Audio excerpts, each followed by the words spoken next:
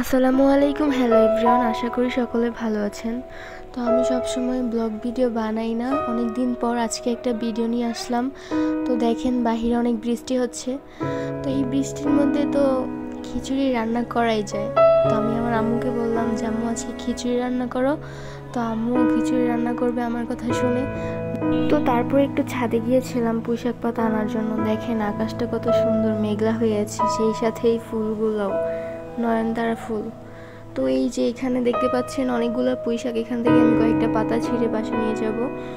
আর এখানে আমি একটু ফুল নিয়ে ঢং করছিলাম। কি সুন্দর আকাশটা, সাদা সাদা ফুল। তো তারপর এই যে খিচুড়ি রান্না করার জন্য যা যা উপকরণ লাগবে এখানে সব কিছু দেওয়া হয়েছে। মসুরির ডাল, সেদ্ধ চাল, তেজপাতা, আদা রসুন বাটা, মিক্স মশলা, ধনিয়া গুঁড়া, এলাচ, দারচিনি, যা যা লাগে সব কিছু এখানে দিয়ে রেডি করা হয়েছে। তারপর এগুলোর সাথে মিক্স করা হবে একসাথে।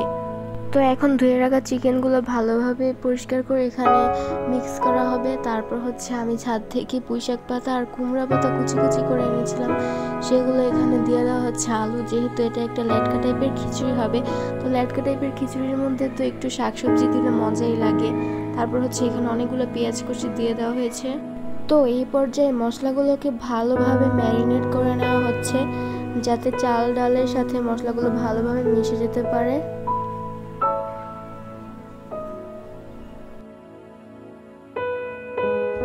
এখন এটার সাথে আর একটু তেল অ্যাড করা হবে, যেহেতু এখানে চাল একটু বেশি পড়েছে, এজন্য আপনারা আপনাদের পরিমাণ মতো সবকিছু নিয়ে নেবেন। তারপর আবার একটু মাখিয়ে নিতে হবে।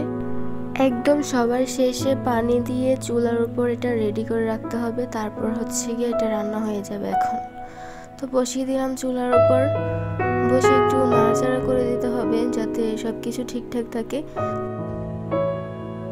30 মিনিট পর প্রায় এটাকে দেখতে আসলাম, এরকম সিদ্ধ হয়ে আছে। যেহেতু একটু সিদ্ধ চাল, তাই এটা একটু সিদ্ধ হইতে সময় লাগছে। তো তারপর আমার খিচুড়ি এখন প্রায় হয়ে গেছে, এখন এটা নামিয়ে নেওয়ার পালা। তো নামিয়ে তারপর হচ্ছে গিয়ে সার্ভ করা হবে।